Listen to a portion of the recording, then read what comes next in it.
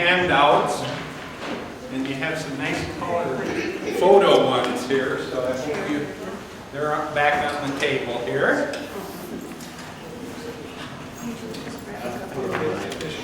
This is my official.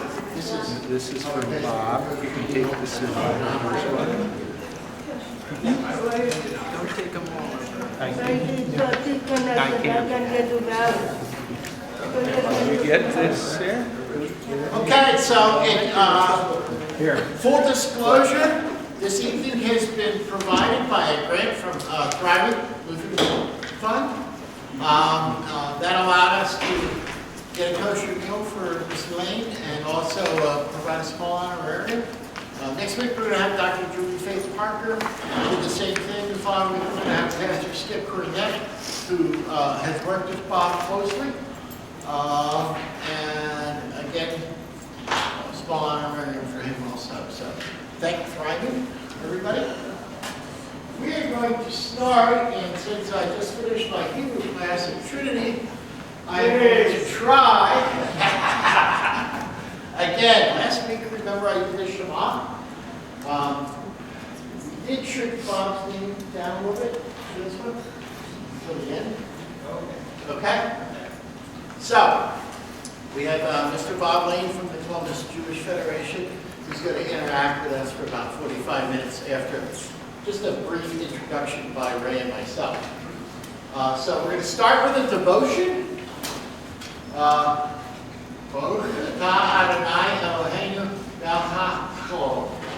Blessed are you, Lord our God, King of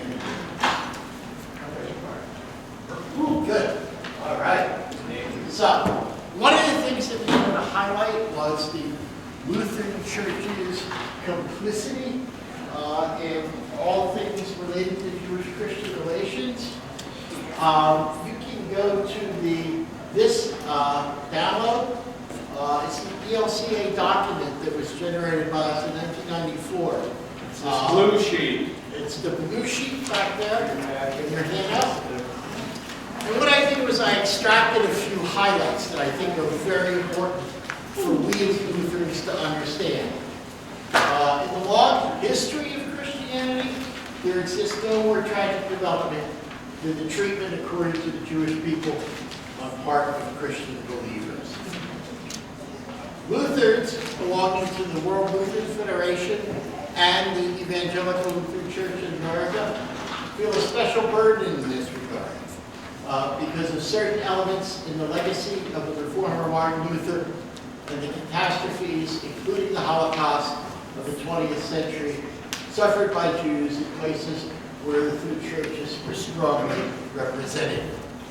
The third highlight out of that I think is also an integral part of this document is, in the spirit of that truth telling, we who bear by name and heritage must with pain acknowledge also Luther's anti-Judaic diatribes and the violent recommendations of his later writings against the Jews.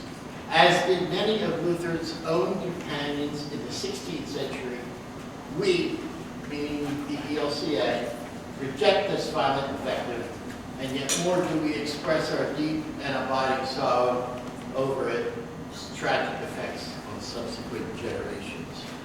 And the last thing that we offer as a church is finally we pray for the continued blessing of the Blessed One upon the increasing cooperation and understanding between Lutheran Christians and Jews. And I think we have a really good working relationship at Trinity with the Jewish community. Bob will attest to some of the things that we've done together over the years. And just I want to mention before you move from that, we're going to have Reverend Skip Cornett here in 2 weeks. And he has been a member of the consultative panel for Lutheran Jewish relations. So we can talk about that activity a little bit more in a couple weeks. Now Ray's going to pick it up from here. So I have a little LibGuide. I don't think I'll go to the site. Right. We can do that in our subsequent weeks. But you can go to the site on your web at home. If you see the hand sheet on the back side, you'll see Trinity Lutheran Seminary Web Guide on Jewish-Christian Relations. Just take that link and go to that site. And that's where our J-term class of a year ago, Ben was part of that, as well as Michael Wright, who's our learning context student. So we kind of put all things Jewish there, from literature and movies that we looked at, to Jewish-Christian links, to you can look at all the different ELCA documents there. Now, that consultative panel that I talked about, there is a book, Covenantal Conversations, Christians in Dialogue with Jews and Judaism.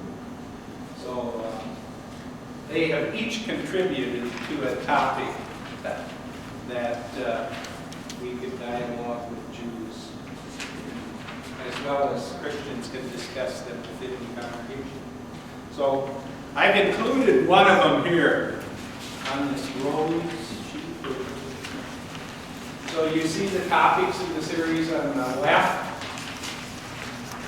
So covenants old and new, the law and the gospel, promise and fulfillment, all items that Jews have a particular perspective, and Christians do too. And so our declaration is that we're open to dialogue. They also have, for each one of these persons who've done a particular conversation on the topic in the DVD. So this is, we talked at our meal, where could we go with this? We could concentrate on one of these topics. Next week we have a scholar, Old Testament scholar, Dr.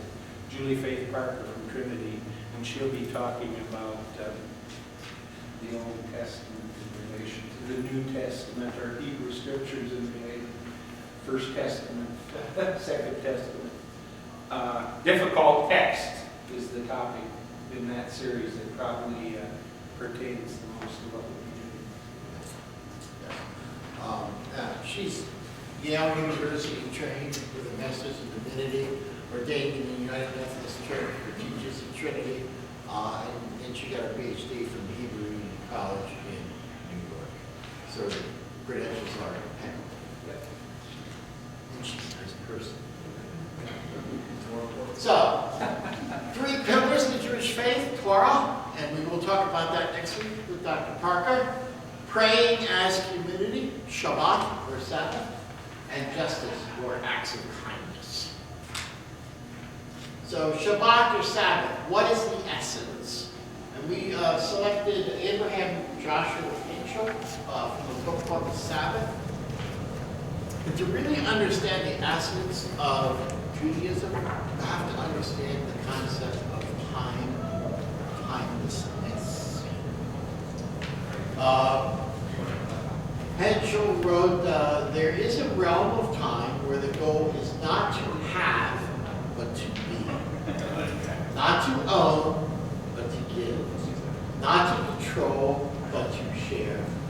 And not to subdue, but to be in accord. And I'm sure Mr. Lane will address this a little bit later when he talks about the Sabbath. But for Heschel, this quote really was particularly meaningful. The meaning of the Sabbath is to celebrate time rather than space. 6 days a week we live under the tyranny of physical space. On the Sabbath, we try to become attuned to holiness in time. It is a day on which we are called upon to share what is eternal in time, to turn from the results of creation to the mystery of creation, from the world of creation to creation of the world. So, if we look at the book of Genesis, right, and God blessed the day and made it holy. Hadash. Okay? There is no reference to creation in this quotation. It doesn't say, and God blessed everything that he created. No, he blessed the day and he made it holy. This is the first appearance of the word holy in the scripture. Okay? And there's no reference to anything in space. But it's the time, it was the day that was made holy first, beyond anything else. So, Ray's going to pick it up from here and talk about. As a Lutheran going to consider, I'm always in awe at the start of the lighting of the candles. And then I'm always, although I know it's coming, and oh, they are doing it. The congregation stands up out at Temple Israel, and they look to the doorway and receive this bride Sabbath. So time enters into all our space type thinking and becomes somewhat to welcome, to be a focus for prayer, claiming our time. Now, I work at Trinity Lutheran Seminary. It's across from Catholic University in Bexley. And Barnett Realty has put out this map, which I've included in your pack. So, Bob, I just see this as mapping out time, right? Rather than space.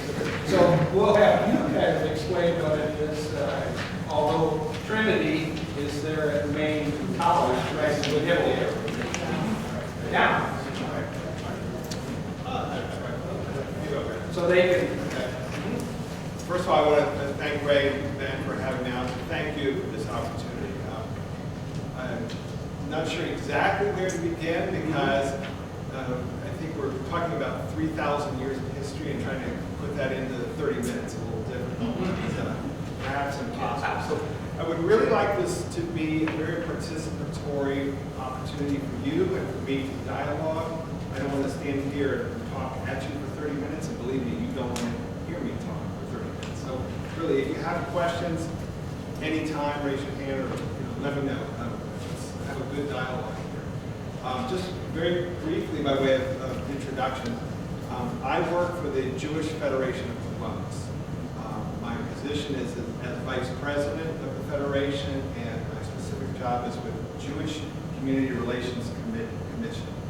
What we do is at the JCRC, we essentially have 4 areas of responsibility: Holocaust education, Israel advocacy, community security, and interfaith relations. The 4th of which I just mentioned, interfaith, gives us a great opportunity to work with, to collaborate with, to partner with groups that are not Jewish, whether that's the Muslim community, the African American community, the Berwick Civic Association, which you'll see on this map. Berwick takes up quite a bit of this area. We have a lot of Jewish real estate, like the Jewish Center of the Federation in Wexner, Heritage House, and Beth Jacob Congregation are in Berwick. And as Ray alluded to, we have a very long and very strong relationship with Trinity Lutheran Seminary. And I give a lot of thanks to my very, very good friend, Skip Cornett, who's not here tonight. I was hoping he would be.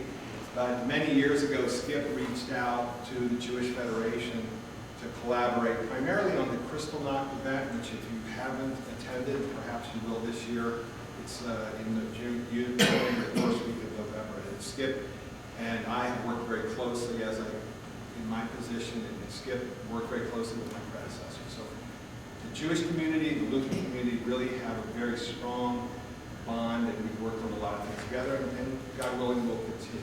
So Ray wanted me to talk about this for a little bit. The Eruv is essentially a construct setting apart an area of Bexley, Eastmore, and Berwick.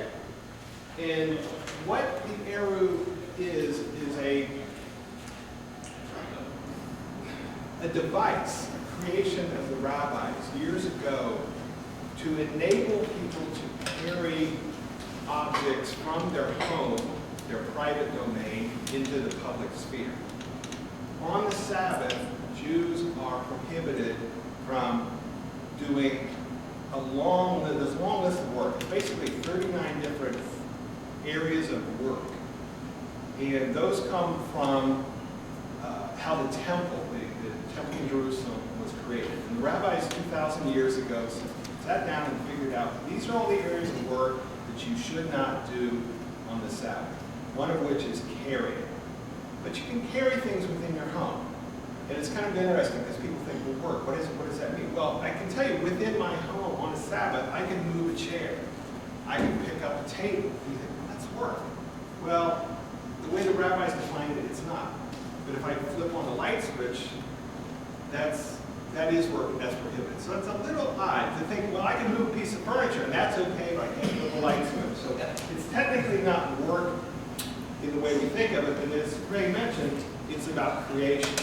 You don't want to create it. You don't want to create a fire. You don't want to create something inviting. You can't scrape paint off. So there's a lot of things. And carrying was one of those. But they realized it was really impractical to say to people you can't carry outside your home because you can't push a baby stroller. Maybe you've got somebody in your family in a wheelchair. Maybe you want to carry food. Or someone wants to carry their prayer shawl. So what they've done, and this again goes back thousands of years, but here in Columbus we created the Eru. Goes basically, this is James Road. Excuse me, this is the north edge of Bexley.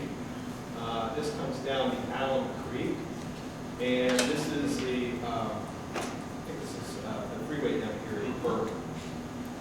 Now, I don't know all of the criteria for the Eru. And I do know that the Eru can be a natural barrier, like a riverbank or a hill, where those kind of natural barriers don't exist. There is literally a wire. And if you ever go up here by St. Charles, if you're familiar with St. Charles High School or Wolf Park, and you're on the bike path there, the walking path, you can actually see the wire. It extends from pole to pole. And what this does, it creates a boundary which then converts this large area into essentially a private domain. So instead of being the public sphere, it is again, a rabbinical creation. They were kind of, working this out.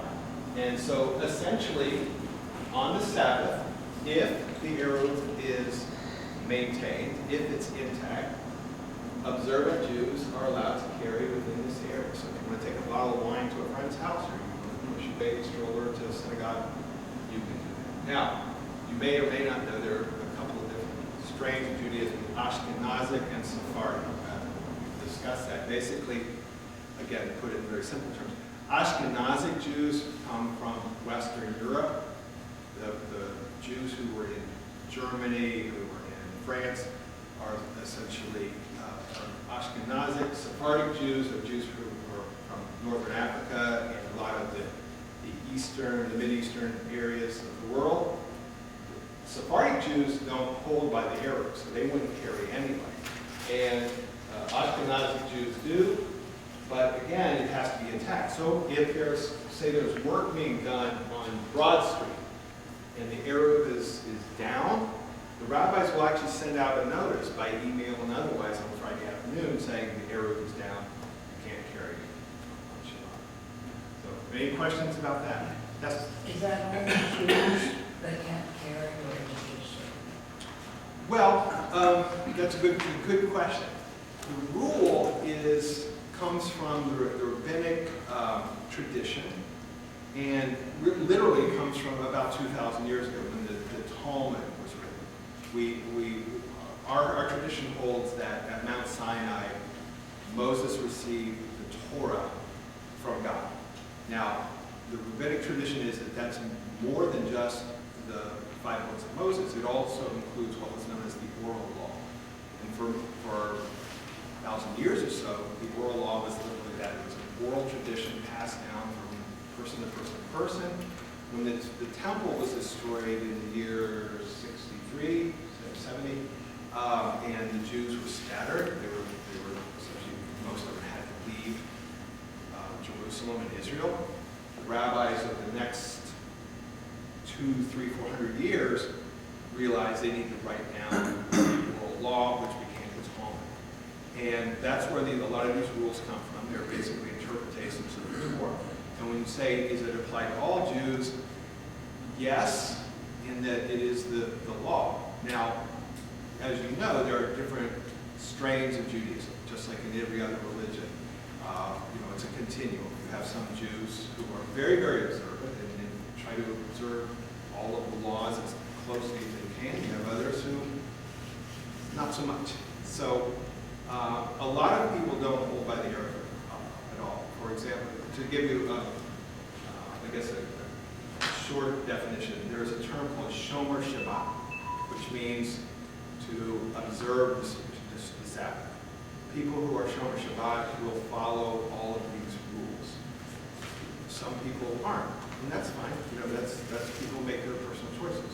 So a lot of people, they essentially pay no attention to the area of it's not important to them. Again, that's important. It's personal choice. Any other questions? Yes, I'm sorry. Okay. All right. So thank you. Okay. We take opportunity to teach a little bit All right. about Judaism. Okay. You want me to keep going, or you have something you want to pick up? So I think what we wanted to Mr. Bob White? yeah, we wanted you to just kind of bring the Columbus Jewish community to us. Great. Never seen my name so big. So what I'd like to do, again, I'd really like for this to be participatory. So whatever comments or questions you have, feel free. What I'd like to do, oh, yes, sir. Holy for us, interpretation would be set apart. What holy, but it doesn't mean pious, it means set apart. Is that consistent with the Jewish understanding of the word holy? I think there is some level of separation, but in Judaism, one of the tenets is your Jewish values are with you at all times. There's no separation between the way you're supposed to act on the Sabbath and the way you act the rest of the day, the way you are in your business, the way you conduct business or treat your neighbor. Your Jewish values infuse all of that. Holiness in Judaism is more about giving something greater sanctity, to realize, for example, that the food that you eat is a gift from God, and that when you have a meal, it's not a free-for-all. That's why there are the rules of kosher, keeping kosher, and also to give it greater spirituality, to give it greater purpose. And we use the word holy. So, for example, when you say the blessing over bread or say a blessing over wine, it doesn't change the bread, it doesn't change the wine, but you're reminding yourself that this is a holy act. This is something that God has given us, something that we should value. I hope that answered your question. Holiness is not so much separation as to raise it at another level. In Judaism, we understand that we all have physical needs, we all have physical desires, and so that whatever we do, whether it's work, whether it's eating, whether it's sex, that there's a right way to do it, and there's a holiness to it, and we don't suppress everything so much as we try to raise it to a level of holiness. I hope that answers your question. Well, it's not terribly different, it's just some. Okay. I mean, when it's set apart, I don't mean like it's separated, it's the part that's separated to God is what it means. Okay. I think that's a similar concept, James.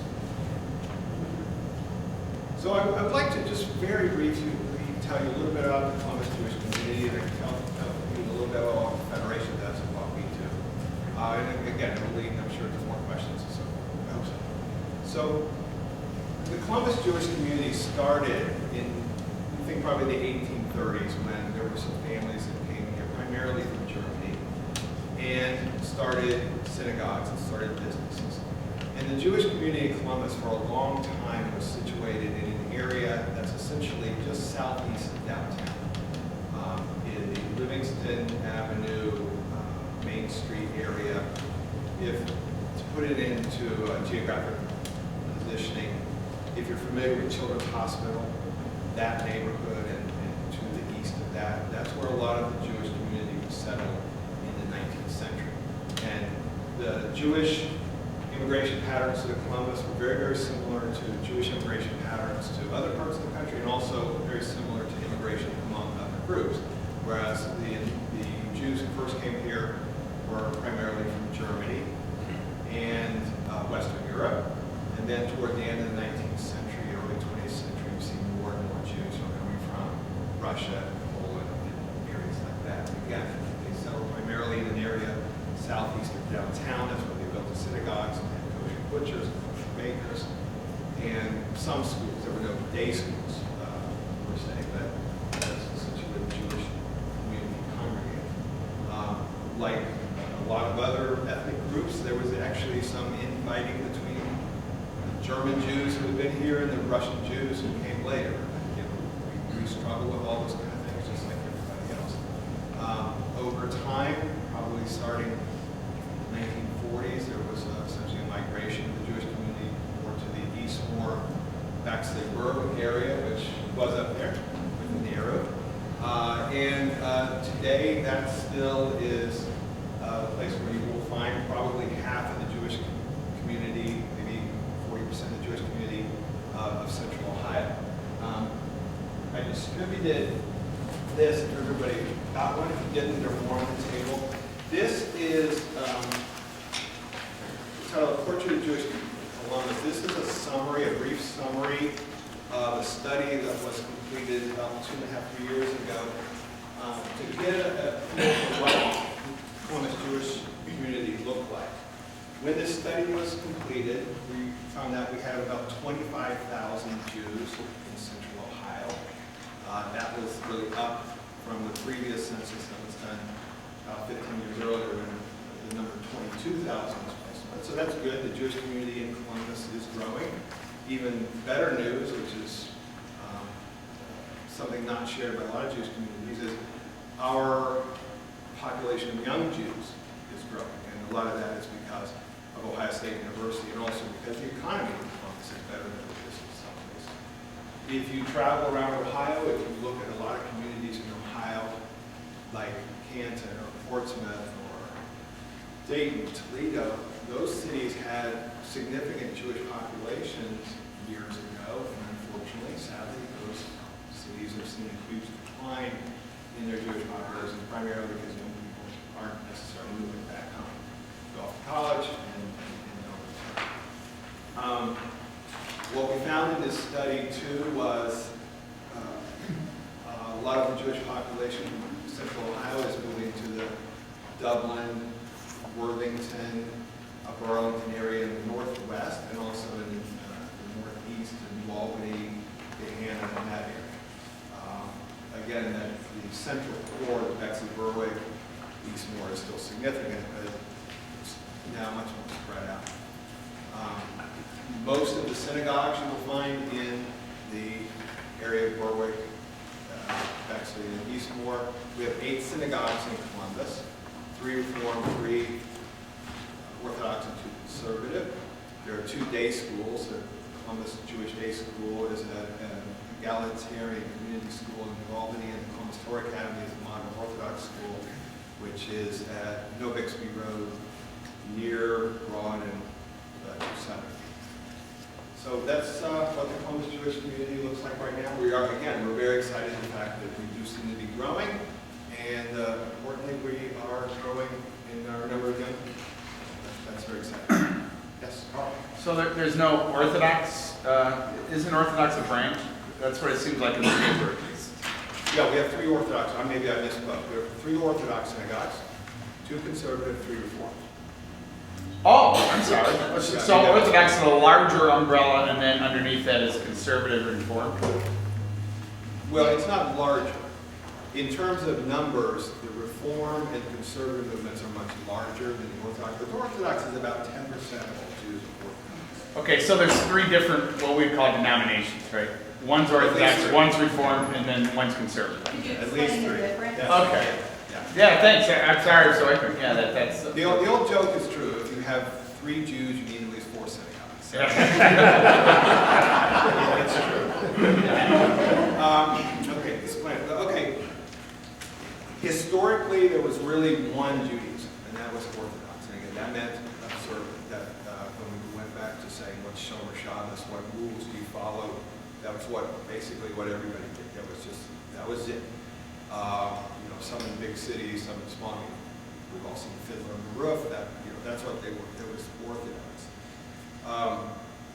In the mid to late 19th century, there was the creation of the Reform movement, primarily in Western Europe and also in the United States. It really started in Cincinnati and Pittsburgh. Those are the 2 places in the United States where the Reform movement got its start.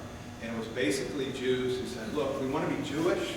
We're not Christian, we're not atheists, we're not Muslim, we are Jewish, but we want to live in America, we want to be able to raise our families and work and be American. Like a lot of immigrants who changed their names, Jewish to non-Jewish, they wanted to be American, and they realized that living a Shomer Shabbat, a kosher existence, following all the rules, kept them separated from their non-Jewish neighbors, and so the Reform movement became very, very big. And today it's the biggest branch in terms of numbers of Jews.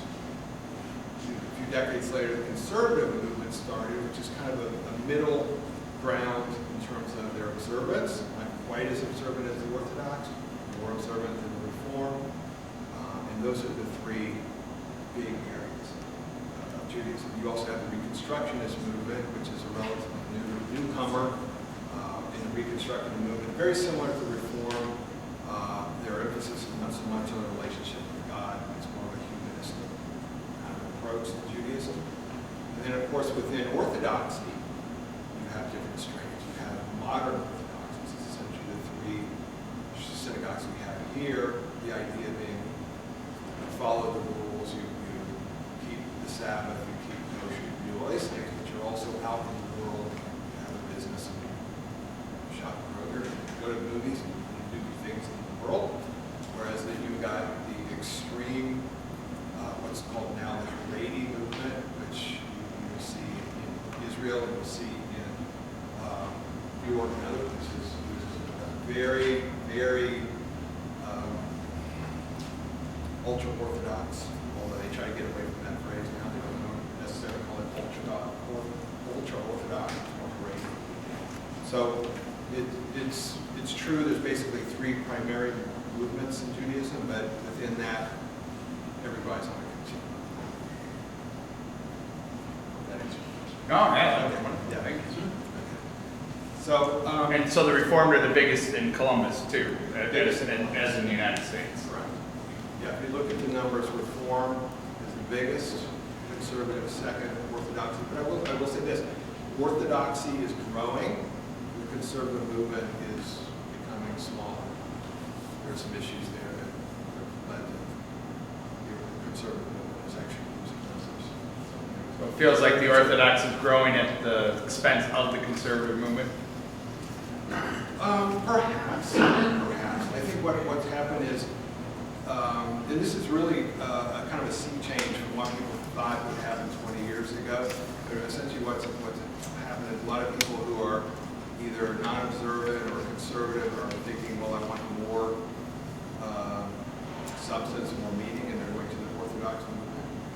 And people from the conservative movement perhaps are saying, I want to be more in the Reform realm. And so they're kind of going in both directions. Interesting. So, okay, so that brings us up to where we are in Columbus today. And let me just tell you a little bit about what Federation does, just so you understand, because the Columbus Jewish Federation has been around for several decades. we are not unique because most large cities, American cities that have significant Jewish populations have federations. The federations began decades ago, very similar to the United Way. Their first purpose was to raise funds for Jewish organizations. They felt that there should be one fundraising arm that would be able to help the Jewish Center, the Jewish Family Services, and the Retirement Center, all those different agencies. And so it was really started kind of like as the United Way, to be a fundraising organization. Over time, the federations have gone into more programming and providing more services. So today, we at the Columbus Jewish Federation are very much involved in a lot of programming, as I mentioned, through the JCRC. We're involved in Holocaust education and Israel advocacy. We're involved in our interfaith relations. We're involved in what's going on in the Jewish community, make sure that the different branches are working together and living together and collaborating. And we're also involved in trying to enhance Jewish life among our young people, our young professionals, and also the older people in our community and young children. So the Federation supports the day schools, supports the synagogues, the Jewish Center, Wexner Heritage Village, Jewish Family Services, and other organizations that are helping to bring the Jewish community into the 21st century. So that's a lot of fun. Any questions about that? I told Ray I'm not going to make a solicitation tonight. I'm going to stick that. But one thing I will tell you, I did bring some cards about our Holocaust Survivors Initiative. Please take one. I don't play by the rules when it comes to our Holocaust survivors. We have about 235 Holocaust survivors living in Columbus. The average age of those folks is about 88. One of the things that we've discovered, much to our chagrin, is a lot of our survivors are living below the poverty level, and a lot of our survivors are really getting by or not getting by, and sometimes they have to make choices between getting the medicine or paying the rent. So we have started this Holocaust Survivors Initiative. We are trying to raise $3 million. The Wexner family, Les and Abigail Wexner, have agreed, much to their generosity, to match up to $1.5 million to raise the total of $3 million, so that our Holocaust survivors can live in dignity. So that's an important part of all. Yes? What are the needs?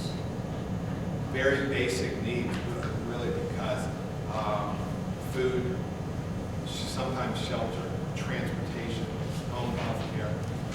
Again, the average age is about 88.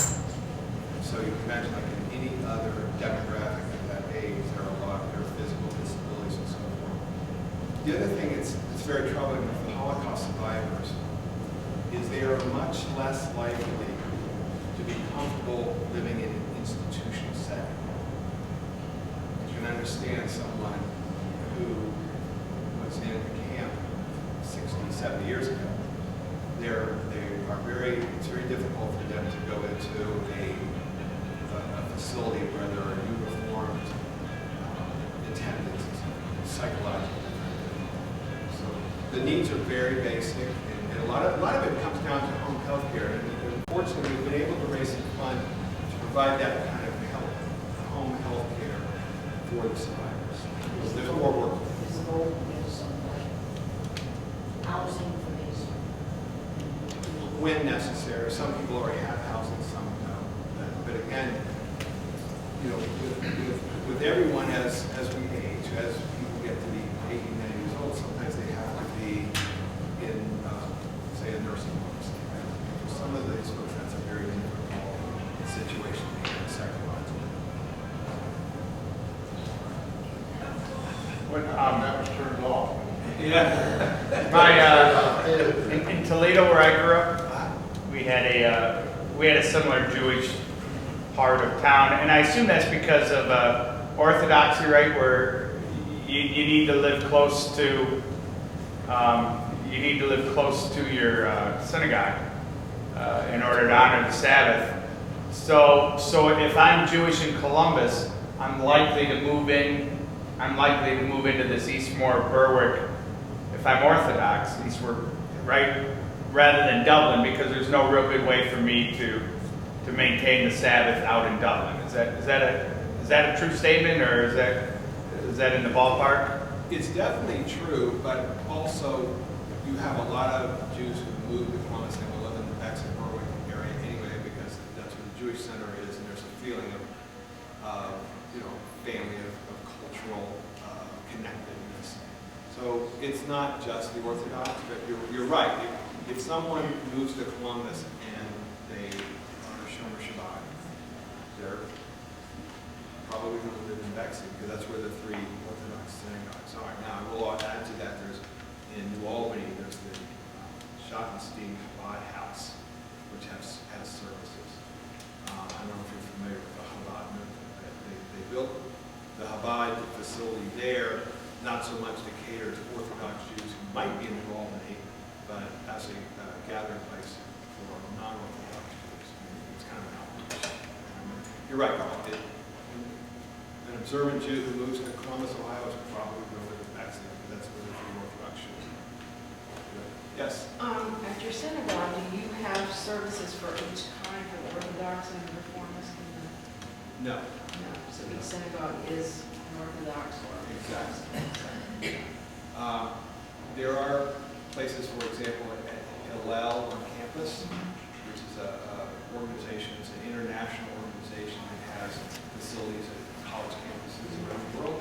They will have different services for each of the 3 denominations. But yeah, if you go to an Orthodox synagogue, you're going to have an Orthodox service. In our church, we have difficulty with youth, with parents of youth, with all the activities that are on Sunday, and helping them to see the importance of making worship and congregational life more important than whatever that activity is. Yeah, and I gotta believe for an observant Jew in Columbus, that battle is 10 times as tough, because the days are Friday evening to Saturday, which are key times of recreation in the world. Absolutely, it's a struggle. It's a struggle for I have 3 kids. One of them is still a teenager. Yeah. And so absolutely it's a struggle, because who doesn't want to go to a Friday night football game and go out for a pizza with their friends? Especially in the fall, right? That's the high holy days. Yeah, absolutely. Schedule. Yeah, it's tough. I'm a graduate of the Ohio State University, and it's tough not being able to watch a football game on Saturday. But part of it, in terms of raising children, is what we try to infuse is the joy and the beauty of Shabbat for Shabbat. And there was something wood here, I knock on it. I can tell you, my 16-year-old at this point in her life, and maybe 24 hours from now she'll change. 16 years. Right now, she is buying into it. She is really, it becomes part of her. To the point where Friday afternoon she helps her mom get ready, get the food. And I was telling Ben or somebody that Richard. I was telling Richard. I was very fortunate. He was smart. I guess I married a terrific cook who loves to cook. So my wife does all the cooking. I do the cleaning. So Friday afternoon is getting ready for Shabbat. And now that doesn't mean that my daughter's not texting as she's getting dinner ready. Believe me, she's texting furiously while she's helping get it. But I think if I were to say to her, oh, we're going to go to a football game Friday night, she would pretty much freak out. She would appreciate it. So, and this is true for a lot of kids. My daughter's not unique. Now, what happens when she goes to college? Maybe things will change. Who knows? I'm not naive. I don't picture it. But part of what we try to do is to infuse in them a love of Judaism, a love of Shabbat, a love of the holidays, so that sitting down with the family, singing some songs, doing the prayers. And part of it is Shabbat is not just a regular meal. There is a mitzvah, a commandment in the Torah that your Shabbat meal should be the best that you can have. So really, it's a mitzvah to spend extra dollars to get the best piece of chicken that you can find, and have a nice bottle of wine, and have extra things. If you go to a lot of people's homes for a Shabbat Friday night dinner, it's this beautiful buffet because again, you want it to be a celebration. Shabbat is a holiday. It's a holiday we get to celebrate every week. And so kids learn that, and hopefully they learn that, and it's a value to them. And they only learn it if the parents share that value and they're joy in that value. Yeah, or sometimes in spite of. I mean, we've got, I can give you one example. I don't want to tell a lot of more stories, but there's a young lady at my daughter's school who is Jewish. She was living in Cincinnati. Her parents are completely non-observant.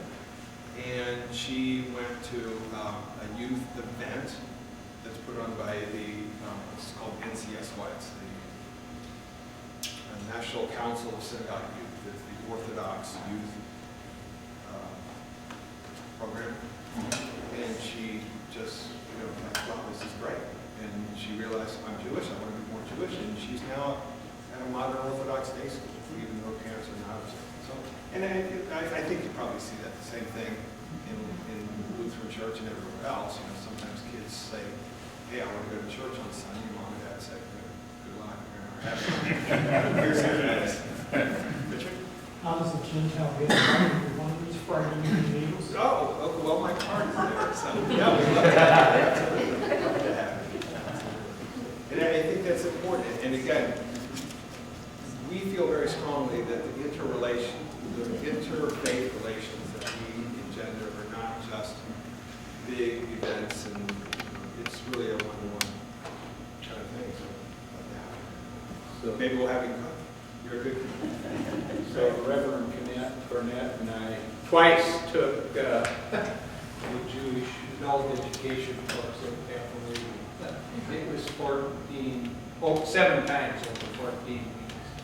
But it was Jewish community people wanting to get their knowledge base up a bit. It was for people wanting to convert, but also Christians could come and learn. So that was very worthwhile opportunity. Well, education is key. Yeah. There's a reason that Jews are called people of the book. The Torah scrolls that you've probably seen that have the 5 books of Moses, the parchment scrolls, that's actually called a Sefer Torah. Sefer Hebrew means book. And education is key, and it's one of the reasons that the Jewish people have been able to survive. Think about back in history. If you open the Torah and you see all these different groups that are mentioned in the Old Testament and the Torah, most of them are gone. The Jews have survived. And part of that is education. Jews are required to learn to read. You're required to know about your Judaism. You're also required to know about the world and how to take care of yourself and how to make a living. That's important. If you go to a service in the synagogue, you will be handed a prayer book that, depending on whether it's reform or conservative, it's about yay big. And it's not a service in which rabbis can stand there and be an intermediary between the audience and God. The rabbi doesn't do all the praying.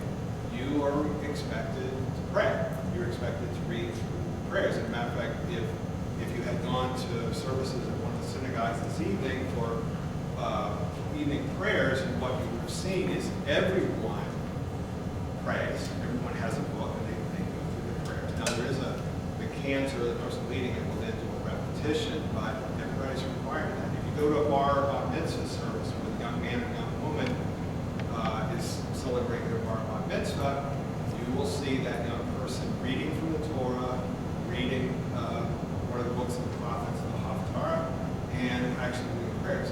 We're required skills are pretty slow, so I usually do it in English. But that's education is key, and we have in Columbus an organization that's about 21 years old now called the Columbus Community Cola. They're on Main Street, and these are Orthodox rabbis who were brought here. Their faculty changes kind of on a regular basis. They're primarily younger rabbis who are right out of school, and they are here to educate the community. And you can go there free of charge. Of course, they do have their fundraising aspects too, but you can go there and take classes. In the evenings, they have lunchtime classes and so forth. The rabbis have classes. A great deal of emphasis is put on education. It's a very participatory. Can't really be passive. So we're studying Esther, right? Yes. So when I took the class, Purim is coming. so this is the one we've been, what festival can we look into? But Purim is coming up, and like Hanukkah, this is one where the Jewish community kind of came out as winners. Yes. Yes. So help us Purim and Well, some people will say that it's easy to distill Jewish holidays into 3 parts. Somebody tried to kill us. We won. Let's eat.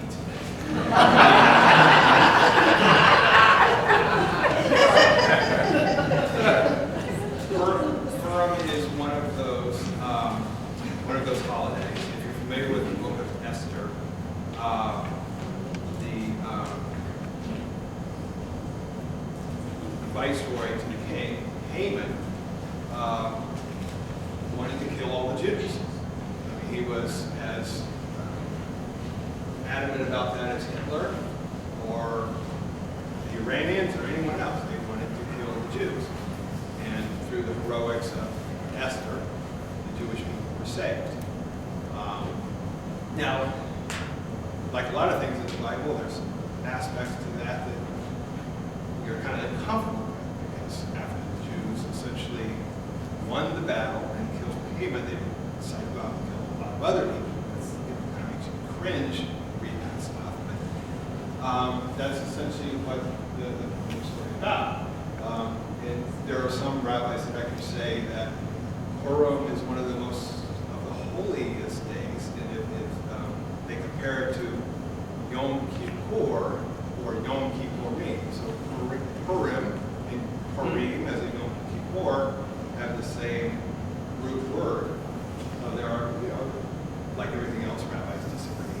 But you can find a lot of commentary that say that Purim is one of our greatest holidays. Again, it's one of the holidays that we celebrate, and it is one of those, unfortunately, one of those many times in history where we could have been wiped out, but through the heroics of a great female character in the Bible, we were able to survive. And then, of course, we eat. It's also very interesting, too. Also very, I don't know if you know this, but it is the one holiday where it's considered a mitzvah to get drunk. The idea being that you should drink so much that you can't distinguish between Haman's name and Mordecai's. Those of us who don't ever really want to wake up with a hangover, we don't do that. And then, so, of course, the rabbis have given us an out by saying, well, okay, you think about how much you would like normally drink, and then you just drink a little bit more. You don't really have to get drunk. That's kind of an unusual. There aren't too many holidays where you're supposed to. Yes, sir. Most of us would be familiar with the Seder meal, the Passover meal. And there's 13 holidays here. Do many of these other holidays have a specific thing that you eat to remember specific events, like a Seder meal? Well, yeah. Let's see. Thinking off the top of my head. Okay, so Hanukkah. Hanukkah is meant to commemorate 2 miracles. The lesser of the two, which you may be familiar with, is that when they rededicated the temple, there was enough oil to put into the menorah to last for 1 night, but miraculously it lasted for 8. So they were able to use that time to rededicate and essentially make the temple kosher again. The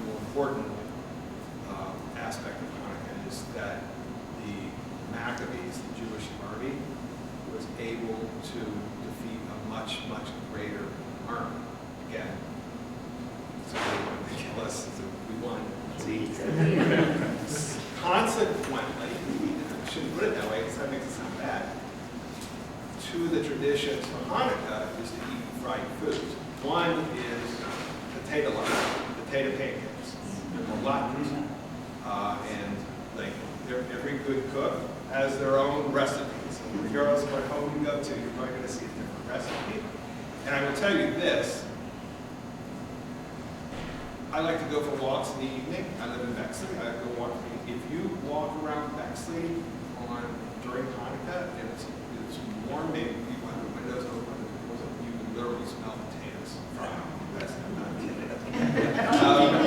So that. The other is donuts for Hanukkah because they're fried in oil. So that's one. Shavuos, which is a holiday celebrated 7 weeks after the second day of Pesach. I'll tell you something about Shavuos, the timing in a second. It's traditional to eat dairy on Shavuos. Now, there's no particular food. From a religious standpoint, other than challah and Shabbos, the two breads are generally woven together. It's traditional to have two on Shabbos. That goes back to God's gift of the manna from heaven while we were in the desert going from Egypt, going to Israel. There was this food that miraculously appeared called manna. And again, the rabbis had all kinds of interpretations of what it looked like, what it tasted like, what it meant. Well, every day we would go out and there was this manna, so we ate for the day. Next morning there'd be more. Well, you can't gather on Shabbos, so on Friday there would be 2 portions, one for Friday, one for Saturday. So as a result, on a Friday night meal, there are 2 challahs. So my wife makes 2 challahs, and we say the blessing too. Now, that's from kind of a religious standpoint. From a traditional standpoint, like, because Judaism is both a religion and a culture. We're a religion and also a people. So there are things like a Rosh Hashanah, generally people would have, like beef brisket, matzo ball soup, those kind of things. But that's, you're not going to find matzo ball soup in the Torah. You will, I don't know. The way I would understand it, in a Seder meal, I mean, there would be an explanation for each of the things on the plate. Yes. What they represent. Yes. The shank bone, the egg, and the matzo. Yes. Yes, and that again comes from the rabbinic tradition. The rabbis explain, of course, the shank bone is from the lamb that was sacrificed on Passover night. And the egg is a symbol of renewal, rebirth, and so forth. And of course, the bitter herbs, tears, and slaves. And it's Passover is probably, in terms of food, Passover is unique because during that period we are prohibited from having anything with chametz, which is basically bread, cakes, crackers that I can eat during the rest of the year, beer. Would a typical Nothing better than beer and pizza after.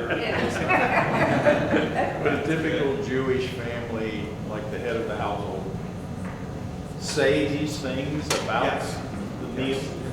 Yeah. And Would they on some other? Maybe, as we get closer to Pesach, that's a discussion we can have then, because it is very interesting.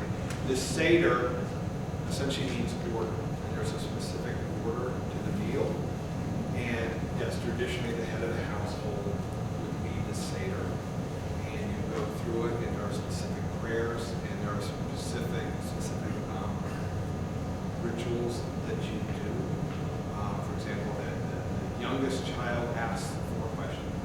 Why is this night different than any other night? You talk about the children.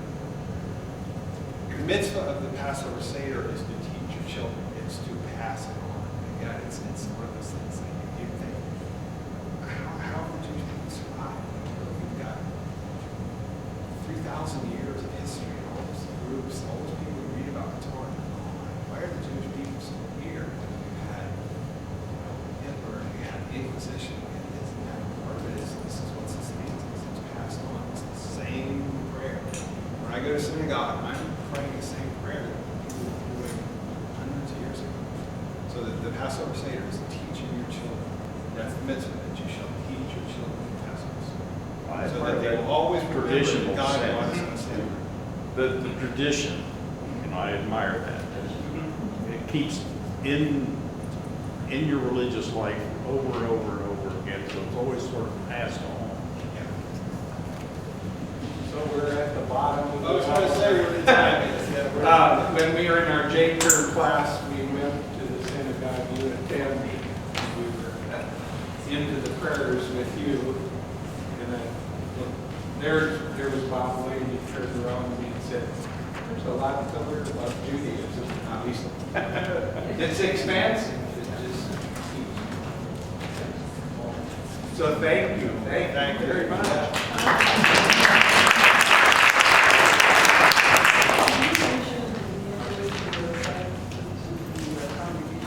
I'm sorry, please? Which of the traditions you are a part of? I belong to an Orthodox synagogue. Actually, I belong to other ones and other things, whatever. But my wife and my daughter belong to Orthodox synagogue. Thank you very much. Thank you. Thank you. We have a honorarium from Friday. Mr. Lane. Yeah, and we want to sign up the way you can use it. So we'll fill in the blanks if you.